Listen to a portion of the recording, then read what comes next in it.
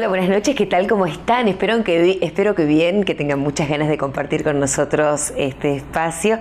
Hoy vamos a tener una nota muy especial porque vamos a hablar de tanatoturismo, vamos a hablar del cementerio San Juan Bautista y en realidad vamos a establecer una línea de tiempo acerca de lo que ha sido la historia funeraria en Corrientes y lo que ha significado los rituales y la conformación de los cementerios que hemos tenido en la ciudad y por qué hoy contamos con patrimonios arquitectónicos de muchísimo valor y que está bueno conocer, porque de esta manera también conocemos la historia de nuestra ciudad. Vamos a estar dialogando con el miembro de número de la Junta de Historia de la provincia de Corrientes. Estoy hablando del señor Alexis Dabat, nos va a venir a visitar, así que va a ser un programa imperdible.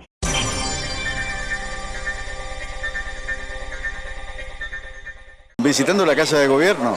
Así es, estamos visitando con nuestros niños del barrio Santa Marta y del barrio Quilmes, los CDI municipales. Y así también nuestras colegas de los otros 15 CDI están recorriendo los barrios de la ciudad con sus niños, representando los angelitos, ¿no es cierto? Nuestra tradición. ¿Qué impresión se lleva?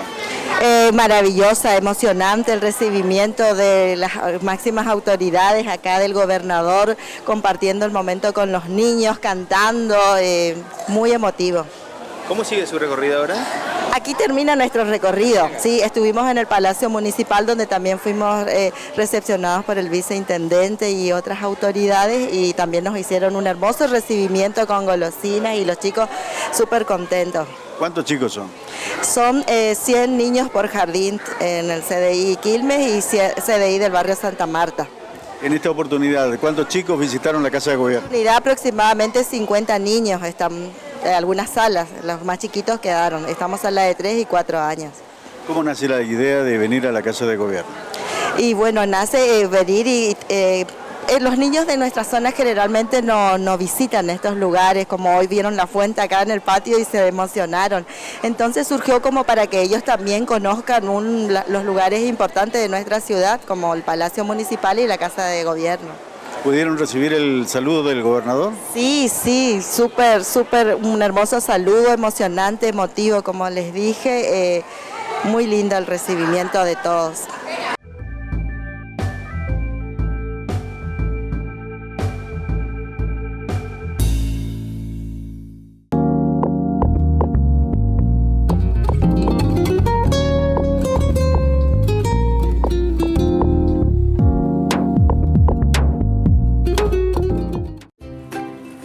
¿Por qué elijo el súper todos los días? Porque cada vez que voy al súper, encuentro que mamá consigue lo que busca. Encuentro que papá consigue lo que le gusta.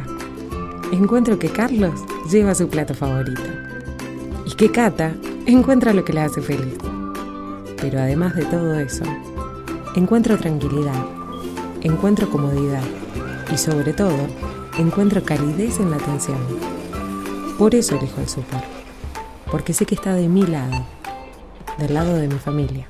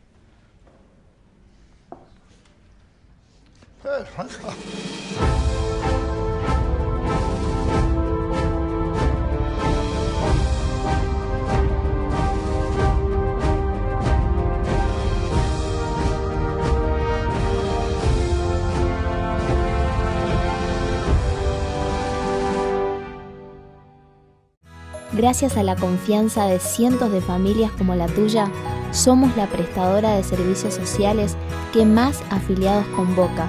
Con mucho orgullo podemos decir que somos una empresa líder en la prestación de servicios de sepelios y prestaciones sociales, y llegamos con nuestros servicios a todo el litoral argentino. Por creer en nosotros, desde Previsora del Paraná, queremos darte las gracias. A vos, a tu familia y a todas las familias que luchan día a día para construir un futuro mejor. Estamos cerca tuyo. Somos Previsora del Paraná. Más protección. Más beneficios. Más felicidad. Son los nuevos conceptos de un equipo médico de emergencias renovado. Conoce la nueva propuesta de M ingresando a www.m.com.ar o llamando al 0800 7777 363. M. Estás protegido. Estás feliz. Ahora hacer tus compras en Previsora del Paraná es más fácil. Con un clic, accedes a todo lo que deseas desde tu PC, tablet, celular. Fácil, rápido y seguro. Ingresá a tienda.previsoradelparaná.com y disfruta al máximo en tus compras. Además, podés abonar con todos los medios de pago. Es un nuevo servicio para todo el público. De Previsora del Paraná. El súper que está de tu lado sigue sumando beneficios. Junto a Plus Pago, podés pagar tus facturas de servicios, envío de dinero, extracción y pago con débito.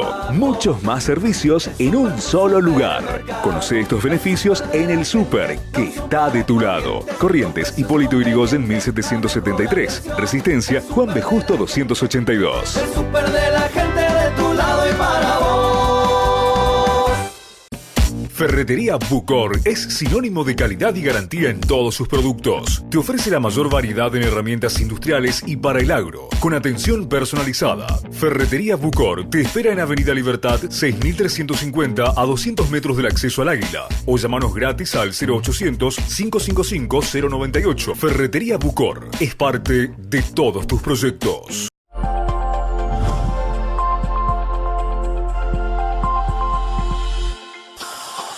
Más de 400 destinos para descubrir.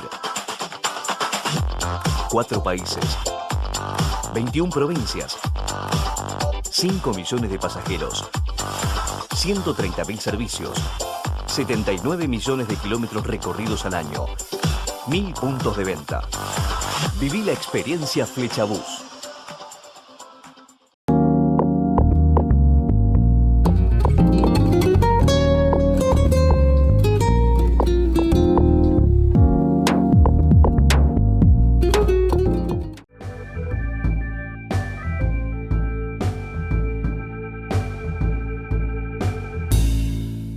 Estamos muy próximos al Día de los Fieles Difuntos, un día donde por lo general el cementerio de la ciudad de Corrientes toma un color especial con muchísima gente que concurre a él mismo.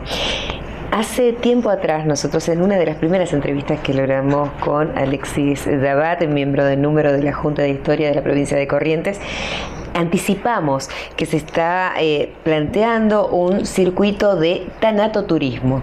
Vamos a hablar con él para seguir desarrollando este tema, ¿les parece? Alexis Dabat, bienvenido al programa, un placer tenerte aquí. Hola Miriam, ¿cómo estás? Ya hice una costumbre de venir todos los meses. A mí me gusta, me encanta. Y me encanta. Bien. Estoy feliz acá. Aparte Susana me trae el cafecito, todo. ¿Viste que te atendemos bien? Sí, totalmente, me Susana atienden es muy una bien. Diosa. Alexis, hablar de tanatoturismo es un concepto nuevo dentro de nuestra estructura turística aquí en la ciudad, pero es algo que se viene haciendo en otras capitales del mundo. Sí, absolutamente. Nosotros estamos pensando y diseñando un circuito que se va a implementar en poco tiempo. Va a ser la primera vez que la ciudad va a tener un circuito de tanatoturismo, una explotación, un desarrollo turístico del cementerio. Sí estamos trabajando con un equipo muy importante del municipio, en el que intervienen diferentes áreas municipales, la Secretaría de Desarrollo Urbano a través de la Dirección General de Conservación de Patrimonio, que está a cargo de la Dirección de Obra. Ahí está la arquitecta Eleonora Luque al frente de la obra, un trabajo muy importante de puesta en valor del cementerio, especialmente el primer patio, lo que está protegido por ordenanza como patrimonio de la ciudad, que es el primer patio, la manzana A y B del primer patio del cementerio, que es donde está concentrado, podríamos decir, lo más valioso del patrimonio del cementerio en cuanto a arquitectura, en cuanto a escultura, en cuanto a todo lo que tiene que ver con la arquitectura funeraria, ¿no es cierto? Hay un equipo, te decía, la Secretaría de Desarrollo Urbano. La coordinación del equipo está a cargo del secretario de Hacienda del municipio, que es el contador Guillermo Corrales. Y participamos de este equipo para el desarrollo turístico, el subsecretario de Turismo de la ciudad, que es el doctor Juan Pedro Picasso, y yo, por parte de la Secretaría de Turismo, Cultura y Deportes. Buenísimo. Hemos conformado un equipo técnico para desarrollar este proyecto integral que tiene obra civil y que tiene obras de restauración, trabajos de restauración, y también el desarrollo del circuito turístico, que es lo que está a cargo nuestro. Así que estamos trabajando, afortunadamente estamos ya en un avance de obra importante, se están colocando los atriles, se está haciendo la cartelería, la señalización de toda como de todo este primer patio. Se diseñó un circuito que contiene 25 bóvedas y panteones de valor patrimonial, de valor arquitectónico, pero que además tienen un gran valor histórico por las personas que están enterradas ahí. Hacia ahí va mi próxima pregunta, ¿no? Los panteones familiares en otra época era de una fineza y de un valor monetario también, porque Así era es. la continuidad. ¿Qué significaba para la sociedad correntina la pertenencia o tener dentro de sus pertenencias un panteón? Bueno, esto tiene que ver con los usos y costumbres de la sociedad, cómo fueron cambiando, ¿no es cierto? Desde la sociedad decimonónica hasta nuestros días han habido distintos usos y costumbres referidos o vinculados al rito funerario, a los ritos funerarios. Entonces, para las familias del siglo XIX era fundamental y podríamos decir prácticamente la primera mitad del siglo XX, casi podríamos decir, era todo un concepto de estatus dentro de el patrimonio de la familia, el tener un panteón o una bóveda en el primer patio del cementerio. De manera que se invertía. Era un símbolo de estirpe. Era un símbolo de estirpe, era un símbolo del linaje de la familia y de la importancia social, del prestigio social de la familia, el tener un panteón en el cementerio. Esto no solamente para nosotros, sino también viene de una costumbre muy española, podríamos decir así, porque también es en Buenos Aires, esa es la costumbre en la Recoleta, ¿no es cierto? Las familias más prestigiosas de la sociedad porteña tienen valiosísimos patrimonios en el cementerio de la Recoleta. Nosotros podemos decir que el cementerio se fue conformando a partir de 1874, que es cuando se fundó el cementerio de San Juan Bautista. Es el tercer cementerio público de la ciudad, y que fue tomando cuerpo. Desde ese primer patio, el cementerio tiene 14 manzanas. Esas primeras manzanas fueron las primeras en construirse cuando se construye el pórtico y la capilla, es decir, la primera Era como fundación o el primer núcleo. El primer núcleo del cementerio, que después se va expandiendo. Hoy son 14 manzanas. El nacimiento, podríamos decir, del cementerio de San Juan Bautista se produce a raíz de la clausura del cementerio de la Cruz, que fue el primer cementerio general. Primero hagamos una revisión de la historia, vayámonos al origen de la costumbre, ¿no es cierto? Si trazamos una línea de la historia, como siempre te digo, y nos movemos en esa línea del tiempo, podemos decir que la costumbre colonial, digamos los cementerios de la época hispánica, estaban concentrados en los cementerios conventuales. Es decir, la primera costumbre, que podría decirse colonial, era el cementerio que pertenecía a las iglesias. Era como tener una idea de santidad de la tierra o algo por el estilo, Sí, por ¿no? supuesto, en Campo Santo. Campo Santo. Pero en realidad tiene que ver con el concepto que tenían en la colonia del prestigio social.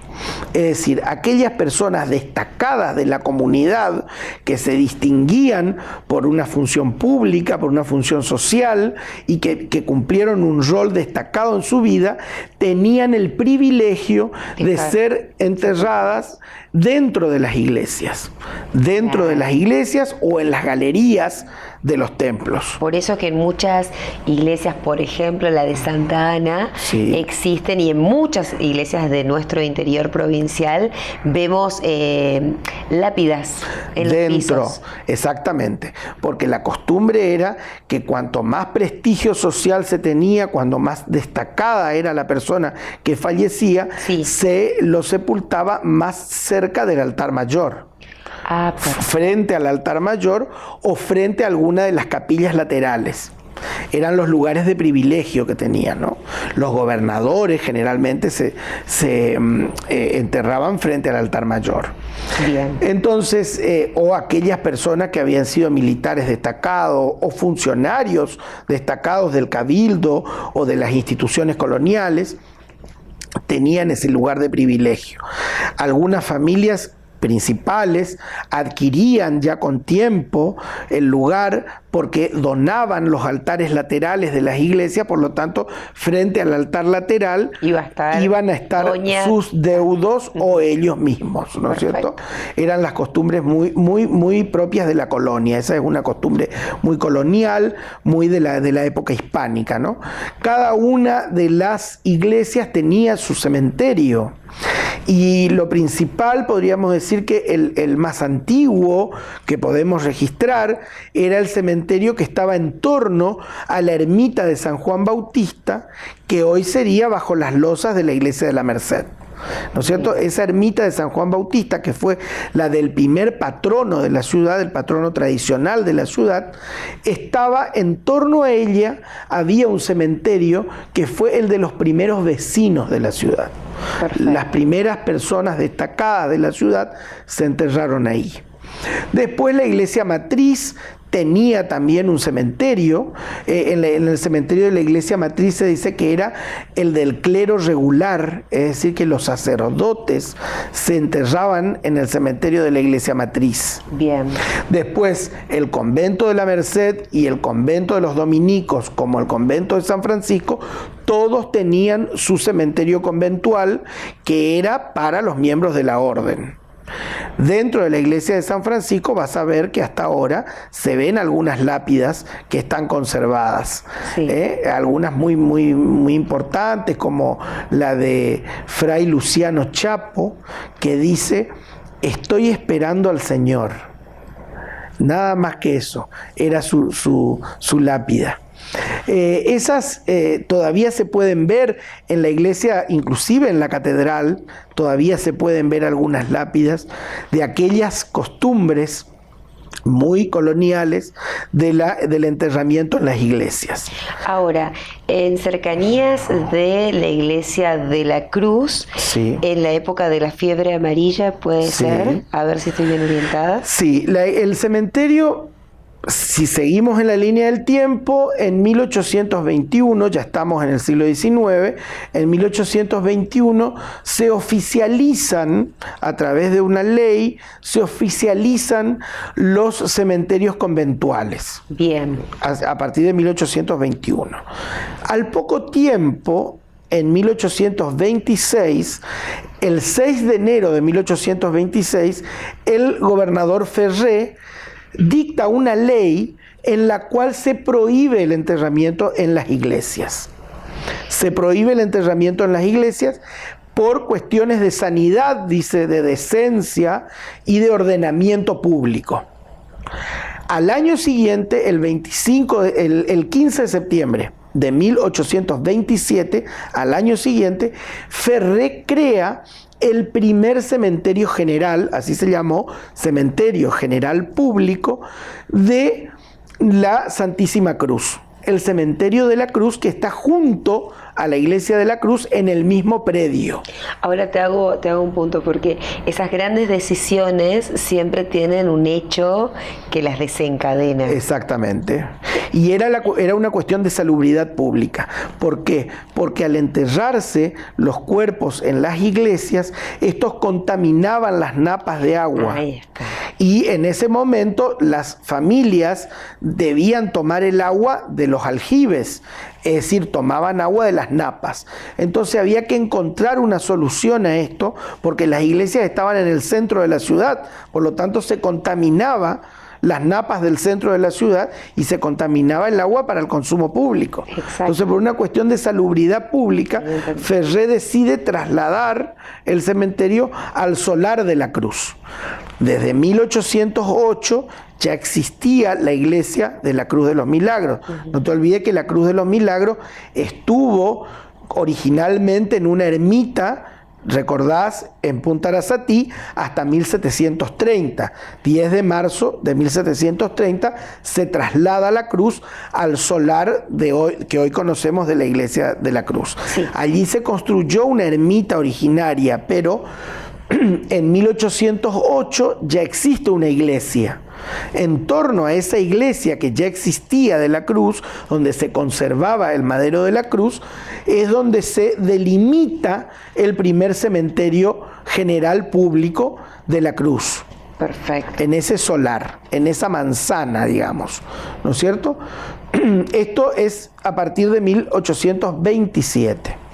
De todas maneras, dice la historia, que esa ley de Ferré de prohibición de 1826 fue muchas veces derogada, muchas veces dejada de lado, muchas veces no cumplida, cuando se trataba de personas principales de la ciudad. Había que hacer excepciones, digamos. Excepciones, exactamente, se hacían excepciones y el mismo cabildo, por excepción, o las cámaras, por excepción, permitían que las personas de mayor prestigio sigan siendo enterradas en las iglesias, porque había una cuestión de importancia social y de tradición que hacía que los gobernadores se tenían que enterrar en algún lugar importante, entonces iban a la iglesia, o como las familias que tenían funcionarios principales iban ahí. Esto hizo que se viole la ley durante mucho tiempo igual, ¿no? Pero a partir de 1831 se dice que el cementerio de la Cruz, que había sido creado en 1827, ya estaba ordenado. Empezó a sepultarse ahí a el pueblo fiel, podríamos decir así, porque eso era un camposanto, ¿no es cierto? Estaba en el solar de la iglesia. Esto se extiende hasta 1870. ¿Dónde estamos, para ubicar a la gente, estamos hablando de donde hoy actualmente está la plaza? No. El predio que está en torno a la iglesia de la Cruz. Estamos hablando del solar de la Cruz. Bien. Toda esa manzana que rodea la iglesia de la Cruz.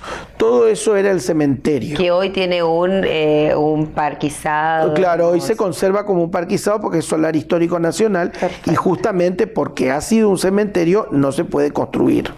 No se puede construir ahí. Perfecto.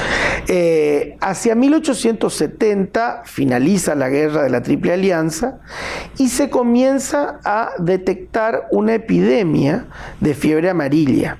Esto era producto de la pobreza, de la miseria, del hambre, la hambruna, que afectó al Paraguay. El Paraguay quedó sumido en una profunda pobreza después de la guerra y de la pobreza afloraron enfermedades.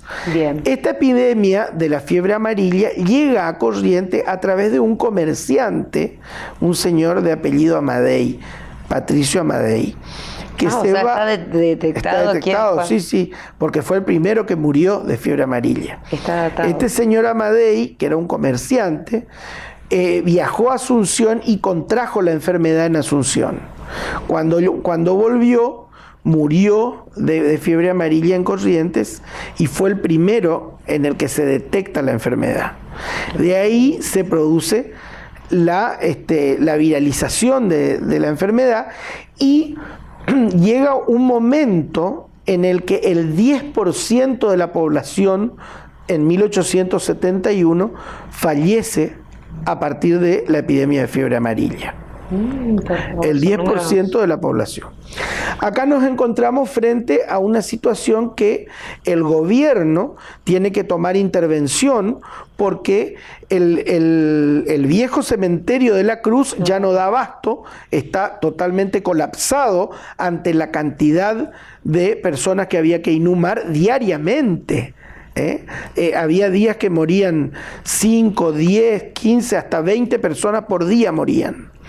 Esto producía un colapso para el cementerio y para todo el sistema de salud pública, ¿no es cierto? Entonces se determina en 1871 la creación de otro cementerio, el cementerio de San José de la Limita.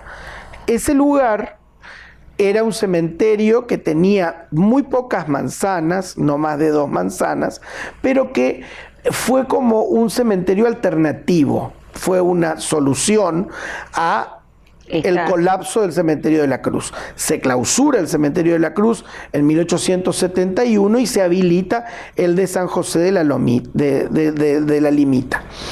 Ese cementerio dura muy poco tiempo y es para completar, podría decirse, el final de la epidemia. Cuando la epidemia se disipa, pasa el verano, porque también era el verano lo que producía, cuando empieza el frío, los fríos del invierno, se disipa la epidemia y entonces se decide la organización de un nuevo cementerio público.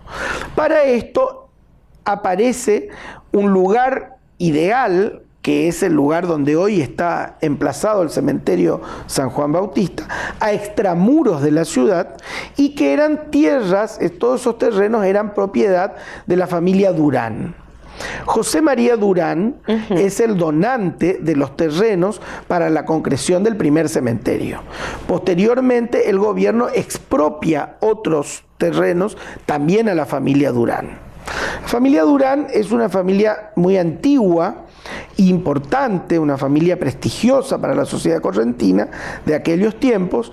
Ellos habían construido, la familia Durán había construido para la flota de Guillermo Brown una embarcación que se llamó la Sumaca Itatí, que participó de las batallas junto con la flota de Guillermo Brown. Bueno, esta familia, bueno, eso es una como un dato, nota de color, digamos, ¿no? De la importancia que tenían los Durán en aquel tiempo, ¿no?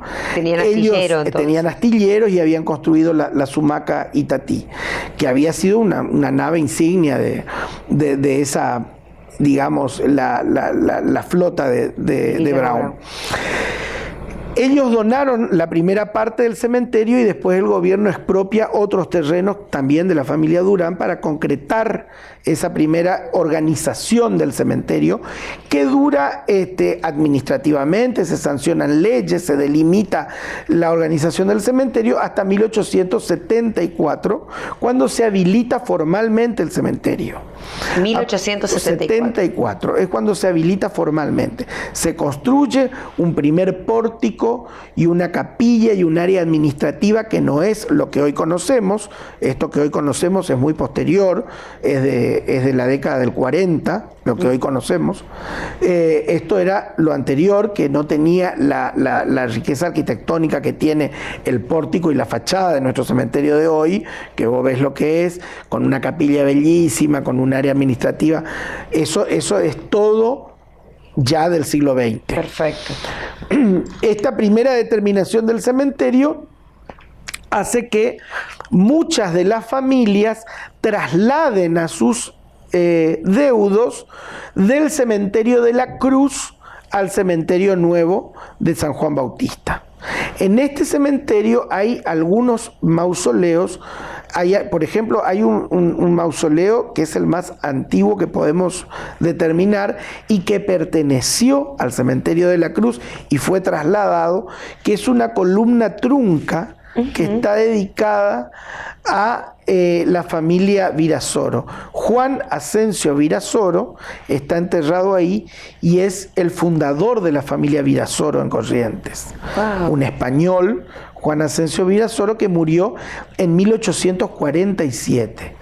Por lo tanto, mucho antes de la creación del cementerio. Fue trasladada esa columna trunca que contiene las cenizas de Virasoro, fue trasladada posteriormente al cementerio San Juan Bautista. Ahora, Alexis, la modalidad de panteones ya se utilizaba en el área del cementerio de la Cruz.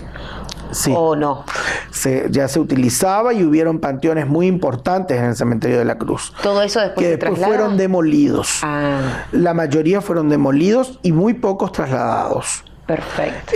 Hay una época en la que se demolieron y quedó el parque como hoy lo conocemos, ¿no es cierto? Desapareció el cementerio. Bien. De la vista pública, porque debajo deben estar las criptas, deben estar las bóvedas. Algunos monumentos muy importantes, como el de Cabral, por ejemplo, el del gobernador Pedro Dionisio Cabral, fueron trasladados, que también murió en torno a la década de 1840, murió en 1848, también fue trasladado al cementerio de San Juan Bautista y posteriormente se le adosó un domo, una construcción como en protección del monumento original, ¿no es cierto? El monumento más antiguo está dentro de otro monumento que se le colocó después. Todo esto va a estar datado, señalizado, para que la gente pueda, haciendo un recorrido, entender un poco cómo ha sido la historia de las familias, ¿no? Así mismo, va a ser así tal cual. Hay una folletería que tiene un mapa donde está señalizado el recorrido, para que cualquier persona, sin necesitar un guía, lo pueda hacer. Están numeradas las bóvedas de acuerdo a el ordenamiento que tienen y fundamentalmente de acuerdo a su antigüedad y a los distintos estilos arquitectónicos. Es decir, el recorrido, el itinerario del recorrido o la ruta del recorrido se podría hacer desde distintos puntos de vista. Se podría hacer desde un punto de vista arquitectónico, desde un punto de vista histórico o de mitos y leyendas o de algún tipo de historia que pudiera ser atractiva. Pero en realidad la delimitación la hicimos, vamos a decir así, en las dos manzanas más importantes donde se concentra la riqueza del patrimonio, ingresando por la avenida central y haciendo como una L,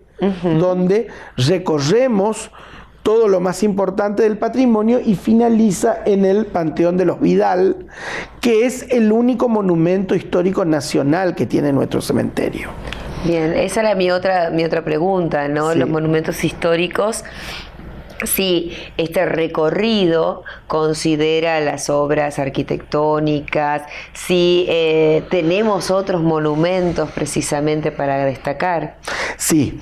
Tenemos monumentos muy importantes, por ejemplo, el de la bóveda de la familia Fonseca, que está sellada la bóveda por una dolorosa que está fechada en París en 1909 por un escultor muy famoso de su época que se llamó Carpentier, apellido Carpentier, y está firmada por Carpentier en París 1909, dice.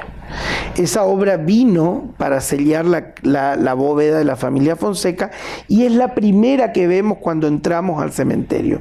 Es una dolorosa de mármol de Carrara blanco que está ahí en la primera entrada. Hay otras esculturas de mucho valor, como el monumento que tiene el panteón, la bóveda de la familia Pampín. Estaba pensando esa es, podríamos decir, la más emblemática de nuestro cementerio, que fue catalogada por la Academia Nacional de Bellas Artes en 1980 y que ya figura en la guía de Benjamín Serrano, Pedro Benjamín Serrano, de 1910. Quiere decir que ya existía, es una bóveda antigua, ya en 1910 estaba. Pero esa bóveda, bellísima, que tiene una escultura muy importante, es obra de los marmoleros Goñi, que eran unos marmoleros muy importantes que había en la ciudad de Corrientes y que armaban esas esculturas trayendo de Europa diferentes partes de mármol, ¿no? Ellos traían los mármoles y armaban acá los monumentos funerarios. Esa es emblemática. Es emblemática de nuestro cementerio. Y la historia en sí de los Pampines. De los Pampines, exactamente. Pampín Mantilla. De Pampín Mantilla. Claro, ahí está enterrado Fernando Pampín y su esposa María Meave Reguera, que son los que mueren en la tragedia de Villafranca y que no llegan a vivir nunca en la casa de los Pampín, ¿no? Exacto. Entonces los dos están enterrados en ese mausoleo. Pero esa escena que está representada por los Goñi en esa bellísima escultura, representa la muerte de Juan Vicente Pampín, y su esposa María Mantilla es la que lo asiste en el momento de la muerte. Y eso es lo que está representado ahí. Él está acostado como en una poltrona, sí, donde se ven las puntillas. Es impresionante, la escultura. Se ven las puntillas de los almohadones sobre los que él está recostado, con unos bigotes así imponentes, y ella con un desabillé lo está asistiendo en el momento de su muerte. Wow. María Mantilla y Juan Vicente Pampín. Ese momento sucedió en la casa donde hoy funciona el Museo Histórico Provincial. Era la casa de los Pampín Mantilla. Esa casa. Hay tanto para unir, ¿no? Y tanto para recorrer al ser una ciudad y una provincia con tantos años de historia. Con tantos años de historia. Y toda la historia de Corrientes está contada en esas cuadrículas del cementerio. Porque en esas manzanas podríamos contar toda la historia de Corrientes. Están los días de Vivar, está, por ejemplo, figuras emblemáticas como los gobernadores, bueno, Juan Ramón Vidal, José Ramón Vidal, su padre, que fue un gran médico, diputado nacional, que dejó su banca en el Congreso de la Nación para venir a atender a los enfermos en la epidemia de la fiebre amarilla, y muere como uno de los héroes civiles en la epidemia de fiebre amarilla. Él también se contagia y muere. Estaba el doctor Vidal, José Ramón, y el doctor Amarilla, que es otro que también muere en la epidemia. Y los dos están ahí. Después está, bueno, por supuesto, Juan Ramón Vidal y su señora, Eloísa Torrende Vidal, la esposa de José Ramón Vidal, Froilana Molina Bedoya de Vidal, que fue la que presidió la comisión pro templo para la construcción de la iglesia de la Cruz que hoy conocemos. Ella fue la que recaudó los fondos para la construcción de la iglesia que hoy conocemos. Alexis, admiro de corazón, y te lo digo públicamente, la gran capacidad de memoria que tenés. La verdad es son talentos. Es un talento sin lugar a dudas por poder recordar las fechas, los nombres, el contexto histórico y trazar una línea de tiempo sin necesidad de ninguna ayuda de memoria. Es fantástico y hay que reconocerlo. Es fantástico. Bueno, vos te ubicás en tiempo y espacio así, porque si no, es como que vamos cambiando y la gente se pierde. Entonces, por eso hay que ubicar siempre, cuando se habla de esto, en una línea del tiempo y marcar los periodos históricos en donde nos encontramos y en qué momento. Este recorrido por el cementerio también tiene historias que son muy interesantes, que hablan de historias de amor, por ejemplo.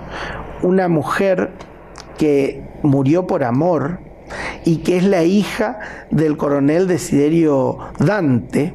Está el panteón de los Dante está hacia el medio, al costado así, a la mano derecha, cuando se dobla para la avenida lateral, está el panteón de los Dante.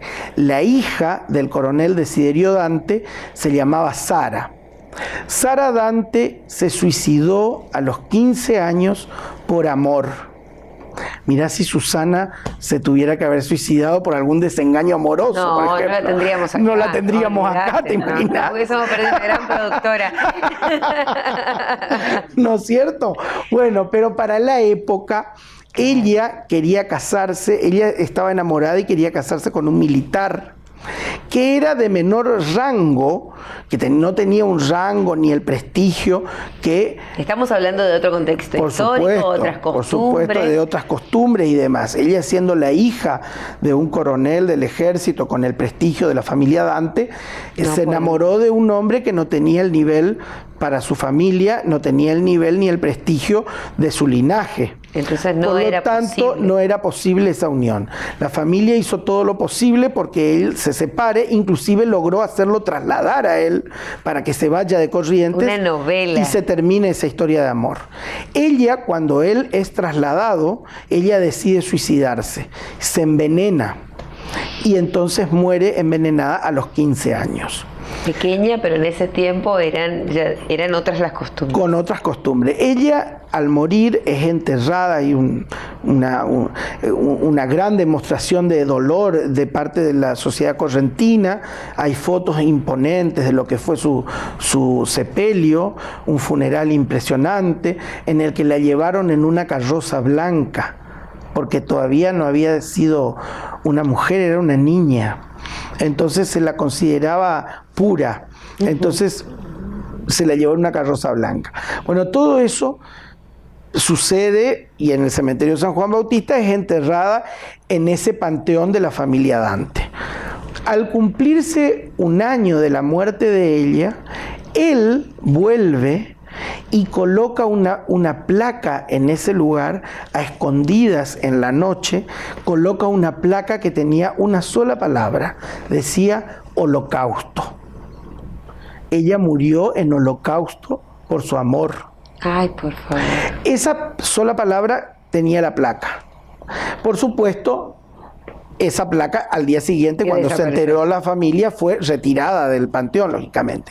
Pero quedó esta historia de amor que terminó en una tragedia. Y ese panteón está hoy cerrado, ya no hay descendientes de la familia Dante, pero ese panteón sigue siendo testimonio de la historia de toda una familia y de esa historia de amor que contamos siempre cuando llegamos ahí. Ahora, hay muchas historias como para contar y que se ven reflejadas precisamente ahí. La de los Pampín es una que seguramente está dentro del circuito. Por supuesto, la de los Pampín está dentro del circuito. La gente conoce la historia de la tragedia del Villafranca y de que los dos están enterrados ahí. María Mantilla hace construir ese panteón imponente en memoria de su marido. Ella le dedica a su marido, Juan Vicente Pampín, ese panteón. Pero paradójicamente entierra en ese panteón a todos sus seres queridos y ella es la última en morir. O sea que es como un mandato terrible, ¿no? Sí. Después tenemos otra historia que es muy interesante también, que es el de la familia Spalding. La familia Spalding era una familia muy antigua, emparentada con los Escobar, una señora Spalding casada con un Escobar, los Escobar sí eran una familia correntina, los Spalding una familia escocesa que viene a Corrientes, y acá sucede un hecho que fue comprobado después por la policía, un suceso incomprensible que es comprobado después por la policía. ¿Qué pasó? Había un hombre que tenía a su hijo muy enfermo, a su mujer y a su hijo enfermos.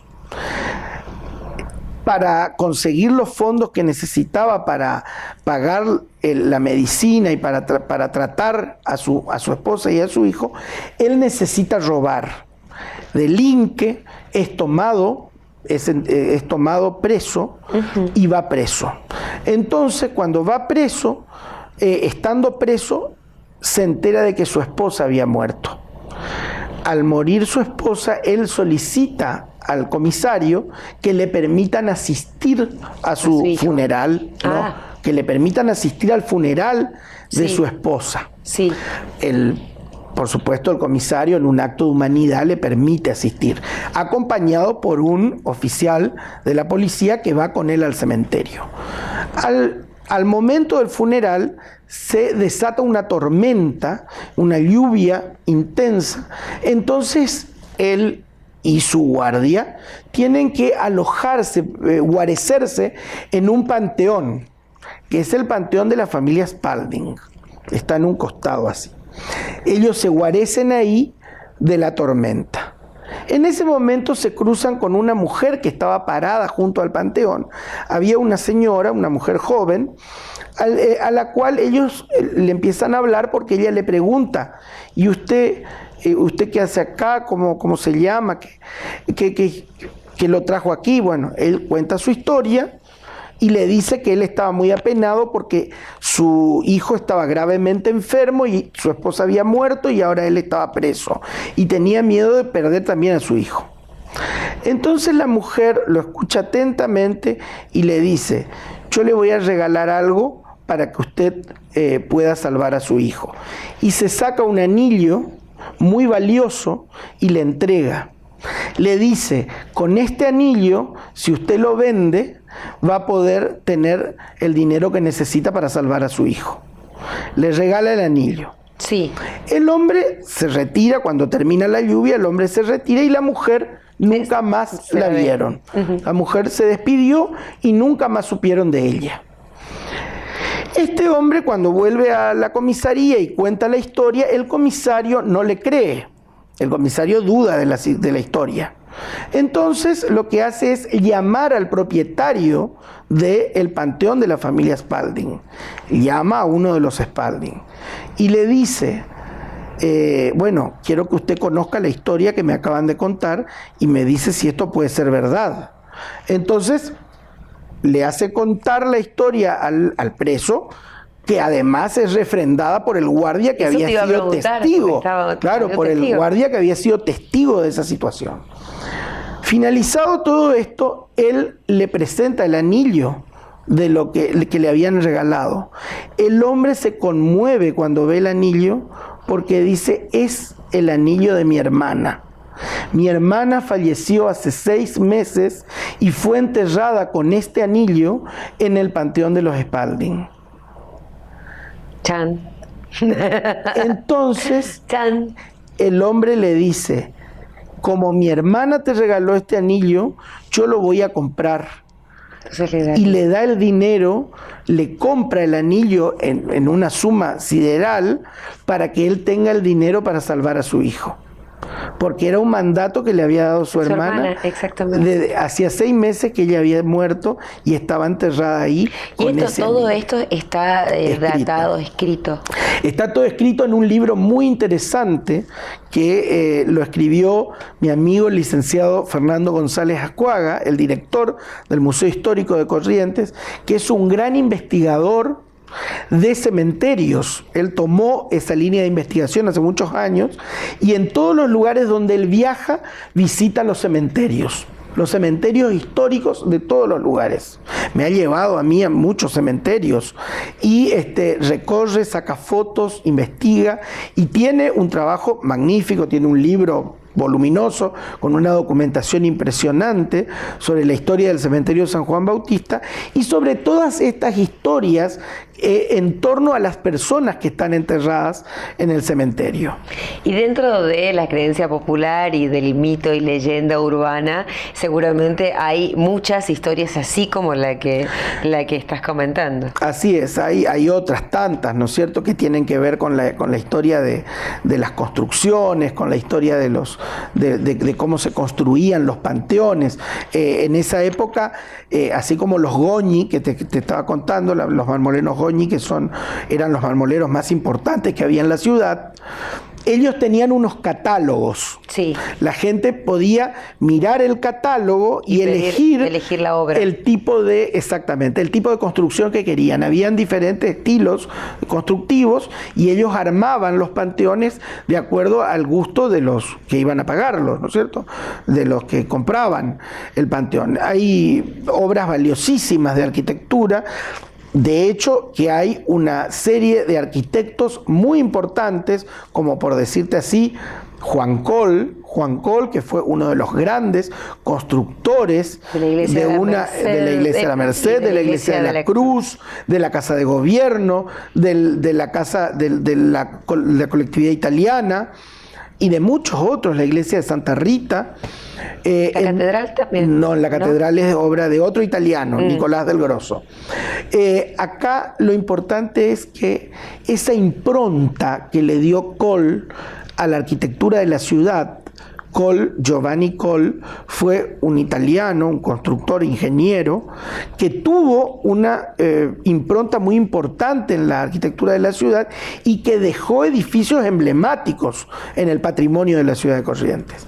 Esa misma impronta está también representada en el cementerio, porque él también construyó bóvedas importantísimas en el cementerio, como por ejemplo el Panteón de la Sociedad Italiana, que es espectacular.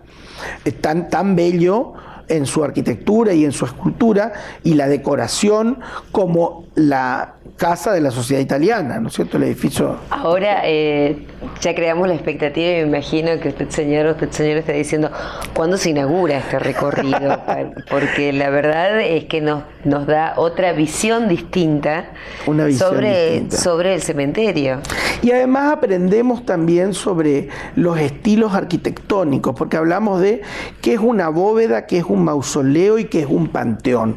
Todo no es lo mismo. Las bóvedas son construcciones subterráneas, es decir, la bóveda tiene una cripta y lo que vemos es el monumento. Vemos un monumento que es lo que está visible y por debajo está la cripta. Sí. ¿No es cierto? Donde el enterramiento es subterráneo. Después, el mausoleo tiene otro concepto, porque el mausoleo es el que homenajea a una sola persona. Cuando se construye un mausoleo, se construye para homenajear a una sola persona. Y el otro es el panteón. El panteón es compartido. El panteón es cuando los que integran ese panteón, los que están ahí, están vinculados por algún tipo de relación, que puede ser parental, en el caso de una familia, o en vínculos institucionales, como decirte el Panteón de la Sociedad Italiana, o el de la Sociedad Española, o el de la Orden Franciscana, donde son todos sacerdotes, en fin. Hay un vínculo que es el que reúne a todos en ese panteón. Y por eso es un panteón, porque son muchos los que están enterrados. La verdad es un placer dialogar contigo y todo lo que vamos aprendiendo, ¿no?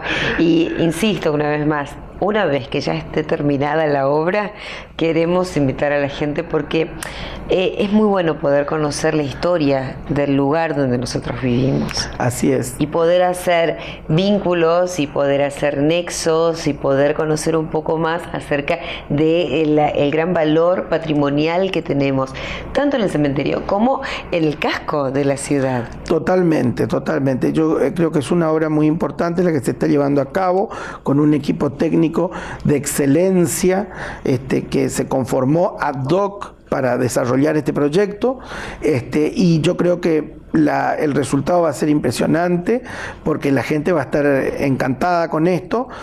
Estamos elaborando la señalización, la iluminación también, una iluminación nueva, la parquización, es decir, toda la puesta en valor de los espacios comunes del cementerio para que la gente lo pueda recorrer como un paseo siguiendo el mapa que está señalizado en la folletería y deteniéndose en cada uno de los panteones señalizados con una cartelería donde hay un resumen de esa historia en cada caso. Perfecto. O sea que se puede caminar, ir conociendo la historia de cada panteón. Como se hace en otros lugares del mundo. Como se hace en otros lugares del mundo, como yo he hecho en La Recoleta 2 veces.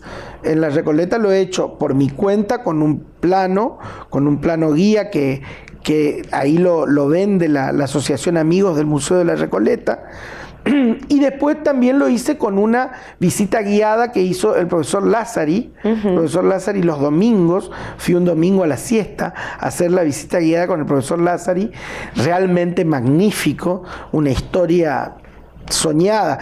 El cementerio de la Recoleta tiene 80 monumentos nacionales. Eso nos da como para otro programa. Totalmente. Nos da como para otro programa. Nosotros tenemos uno, pero que es el de Vidal, y después los otros son monumentos provinciales. Un placer dialogar contigo, Alexis. Te esperamos el mes que viene. Si Dios quiere. Ya pronto Susana siempre me tiene en cuenta para programar. Un placer. ¿Podríamos ir anticipando el próximo tema? Bueno, podremos hay varios temas que podemos hablar. Vamos haciendo, digamos, una línea del tiempo. Perfecto. Pero ya vamos a estudiar. Ya lo vamos a estudiar con Susana. Acercándonos a alguna efeméride, perfecto, vamos a hablar de otro tema que tenga que ver con la historia de Corrientes. Muchísimas gracias. Gracias a ustedes. Me voy a la pausa, vuelvo enseguida. No se vayan, ya regresamos.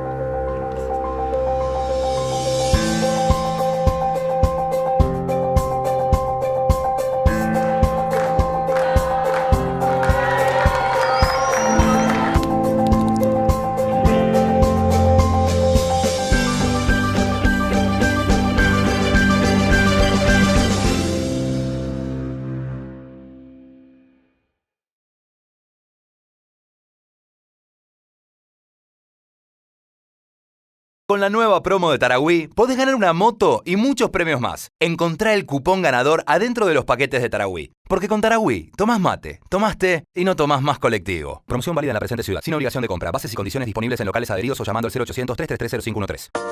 Como desde 1890 nosotros cuidamos nuestra cerveza, te pedimos que vos la cuides paso a paso al servirla. Empecemos con los barriles. Los barriles se guardan en un lugar fresco. Nunca dejes pasar más de 7 días después de pinchado el barril. Mantener las líneas de las choperas limpias. Cada 21 días pasaremos a sanitizarlas.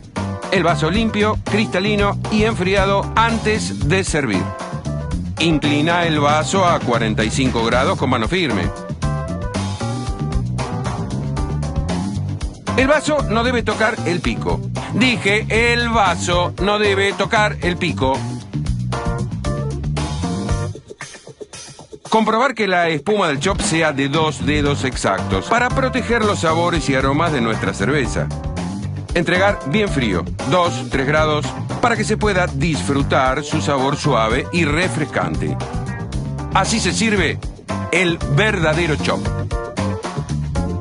Así se toma el verdadero chop.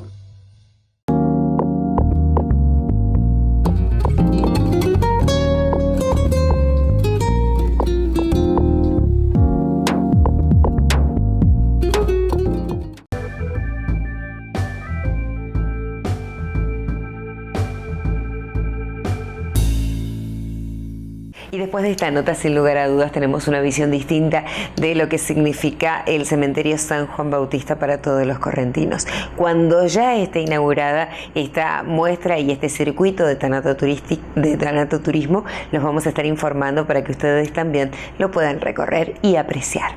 Me tengo que despedir. Hasta aquí nuestro tiempo. Gracias por estar, gracias por acompañarnos. Muchísimas gracias a Ludovica Potier, ya sabés, Ludovica es moda a tus pies. A Pietro Glam Indumentaria, muchísimas gracias por estar siempre acompañándonos. A Decolores Accesorios de Flavia Consorti. A Brisa Spa Urbano, La Rioja 705. Al Turismo Hotel Casinos, con sus sensaciones que te harán volver. Al Banco de Corrientes, con su tarjeta Aurus Visa. Previsora del Paraná, bien de familia. A acompañándonos siempre y permitiéndonos llegar a través de su canal que es Telenor a vuestros hogares. Nos despedimos hasta mañana, Dios mediante. Gracias por estar todos ustedes y nos reencontramos a las 22 aquí puntualmente.